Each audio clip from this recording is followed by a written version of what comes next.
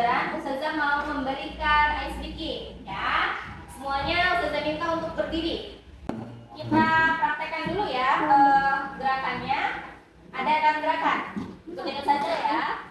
1, 2, 3, 4, 5, 6, 7, lalu 1 kali.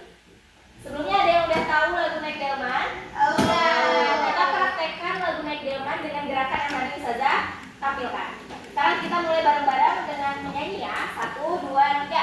Ada hari Minggu ku turut ayah ke kota, naik delman istimewa, ku duduk di muka, ku duduk samping Pak Kusir yang sedang bekerja, mengendarai kuda supaya baik jalannya.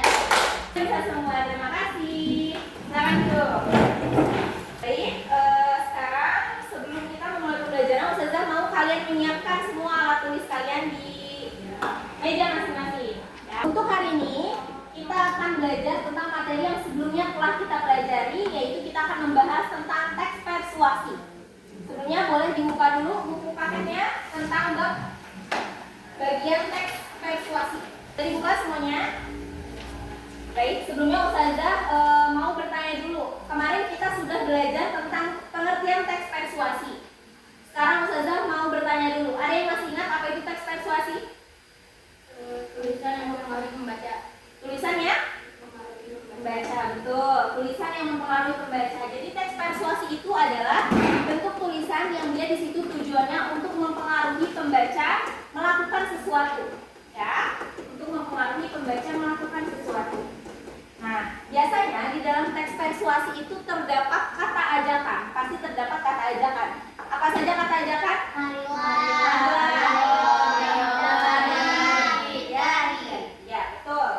Hindari itu, tapi lebih ke larangan. Selanjutnya, untuk materi pada hari ini kita akan membahas tentang menelaah struktur teks persuasi serta kebahasaannya. Jadi kita akan membahas tentang strukturnya nih. Kemarin kan kita sudah tahu nih pengertiannya, pengertian teks persuasi sudah tahu. Terus sekarang kita akan membahas tentang struktur dan kebahasaan dari teks persuasi. Sebelumnya Ustazah mau menuliskan materi dulu di papan tulis.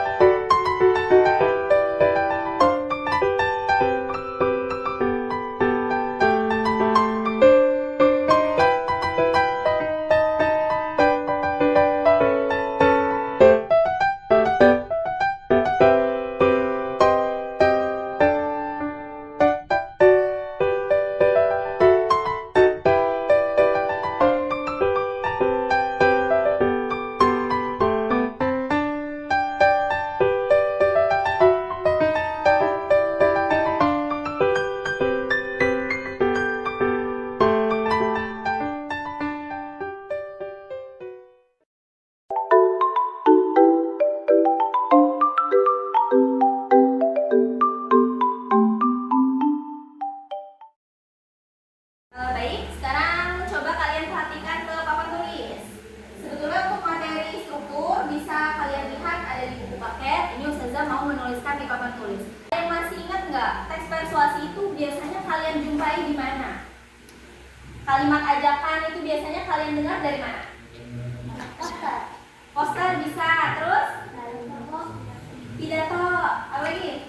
Iklan, betul. Terus? Baliho, betul. Ya, biasanya di situ terdapat kalimat persuasif atau kalimat ajakan. Biasanya di situ bisa ada ajakan, larangan, atau himbauan.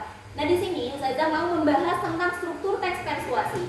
Seperti yang tertera di buku paket, struktur teks persuasi itu terbagi menjadi 3. Yang pertama ada tesis atau isu. Tesis atau isu itu adalah pengenalan umum, penjelasan awal, gagasan awal dari topik yang kalian angkat. Misalkan contohnya kalian di sini akan membahas tentang kebersihan lingkungan sekolah. Artinya sudah pasti pengenalan dulu nih di awal. Bagaimana lingkungan sekolah di sekitar kita? Apakah bersih ataukah kotor gitu. Berarti di sini diperkenalkan dulu masalah umumnya, kebersihan sekolah. Lalu yang kedua ada Argumen. Argumen itu pendapat yang mendukung tesis. Artinya struktur teks persuasi setelah pengenalan umum dari topik, yaitu yang kedua ada argumen. Argumen yaitu berarti pendapat yang mendukung tesis. Jadi di sekolah kita itu memang mungkin kekurangan tempat sampah, jadi kurang bisa menjaga kebersihan sekolah. Contohnya fakta itu ya, karena tidak adanya tempat sampah, jadi tidak bisa menjaga kebersihan sekolah. Lalu yang ketiga, bahwa di sekolah ini tidak ada tempat sampah misalkan. Nah, selanjutnya kalian memberikan rekomendasi atau kalimat dorongan ajakan kepada pembaca. Jadi teman-teman misalkan, marilah kita menjaga kebersihan, dan seharusnya sekolah memberikan tempat sampah yang lebih agar siswa dapat menjaga kebersihan lingkungan sekolah. Seperti itu. Jadi struktur teks persuasi itu ada berapa? Apa saja? Yaitu kaidah kebahasaan. Kaidah kebahasaan yaitu kalimat-kalimat apa saja yang dipakai, bahasa apa yang dipakai pada penggunaan struktur teks persuasi. Yang pertama di sini menggunakan kata kerja menyatakan penjelasan. Jadi di sini di dalam teks persuasi itu dia sudah pasti menyatakan penjelasan dari suatu masalah. Sudah pasti dia ada kata adalah. Jadi kebersihan sekolah harus dijaga sebab jadi dia menyatakan penjelasan dari masalah tersebut. Jadi, menyatakan masalah dari tesis yang kalian angkat. Lalu yang kedua, ada pernyataan mengandung ajakan, larangan, dan bujukan. Kalau ajakan itu apa saja contohnya? Ayolah. Kalau larangan? Hindari terus? Janganlah. Bujukan? Sebaiknya bisa ya, kalau bujukan. Seperti itu. Jadi di dalam teks persuasi sudah pasti nih mengandung ada ajakan, larangan, serta bujukan. Lalu yang ketiga, ada kata argumentatif. Contohnya apa? Ini, jika, sebab, oleh, karena itu, dan lain-lain. Biasanya itu ada di akhir atau di argumen bisa. Jadi argumentatif itu dia menyatakan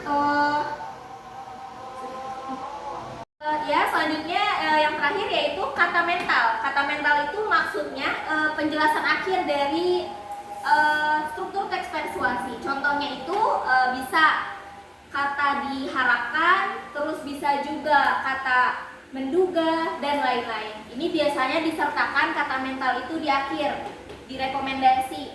Jadi kalimatnya contohnya, jadi diharapkan siswa dapat menjaga kebersihan sekolah. Jadi biasanya ini disertakan di akhir struktur teks persuasi.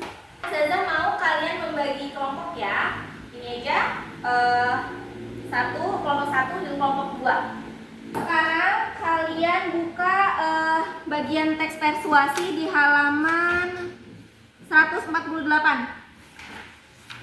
Dibuka halaman 148 ya. Oke, sekarang Ustazah mau kalian menganalisis struktur teks persuasi pada teks yang ada di buku paket. Oke? Sekarang dibaca dulu teksnya yang di halaman itu, terus dianalisis apa saja bagian dari tesis, argumen, serta rekomendasinya. Ya. Setelah itu kalian presentasikan di depan kelas. Ayo. Ya.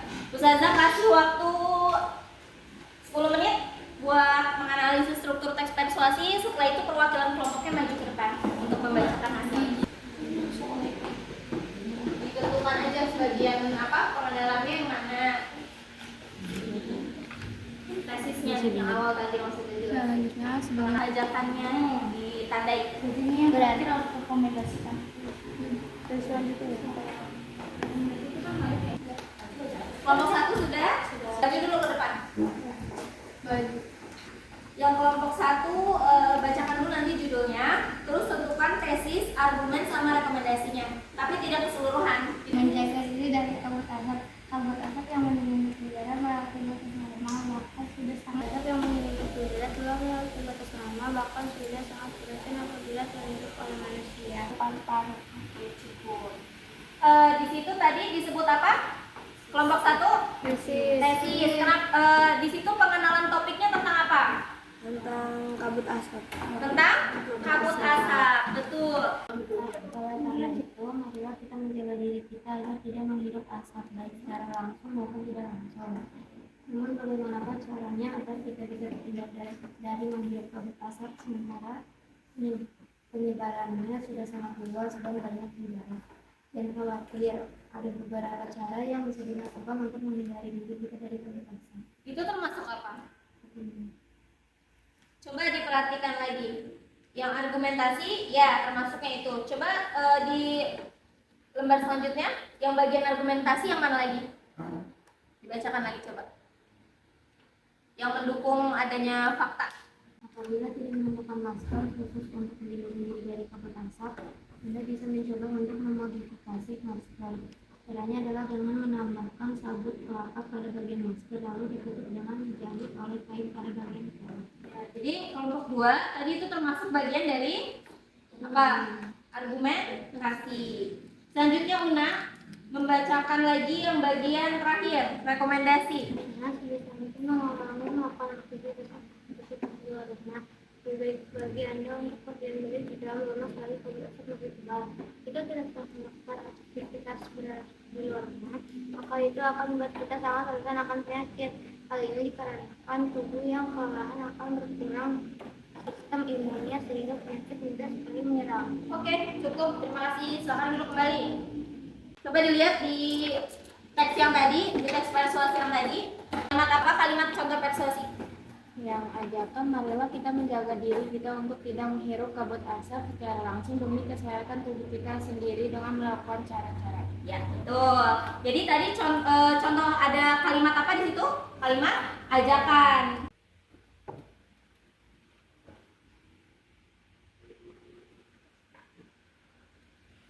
Oke. Baik, setelah kita mempelajari pembelajaran pada hari ini, siapa yang mau memberikan kesimpulan dari apa yang telah kita pelajari? Ya. Apa yang sudah kita pelajari pada hari ini? Struktur teks persuasi, Terus? ada tesis, argumen, rekomendasi. Terus kita membahas apa lagi yang kedua? Kaidah bahasa. Kaidah kebahasaan pada teks persuasi. Ya, jadi kita sudah membahas tentang strukturnya nih, sudah membahas struktur teks persuasi serta kaidah kebahasaannya. Untuk pertemuan selanjutnya, kita akan belajar tentang menyusun teks persuasi, yaitu menulis teks persuasi. Untuk pertemuan pada hari ini, Ustazah cukupkan. Terima kasih atas partisipasi kalian pada hari ini. Ustazah ucapkan salam. Wassalamualaikum warahmatullahi wabarakatuh. Waalaikumsalam warahmatullahi wabarakatuh.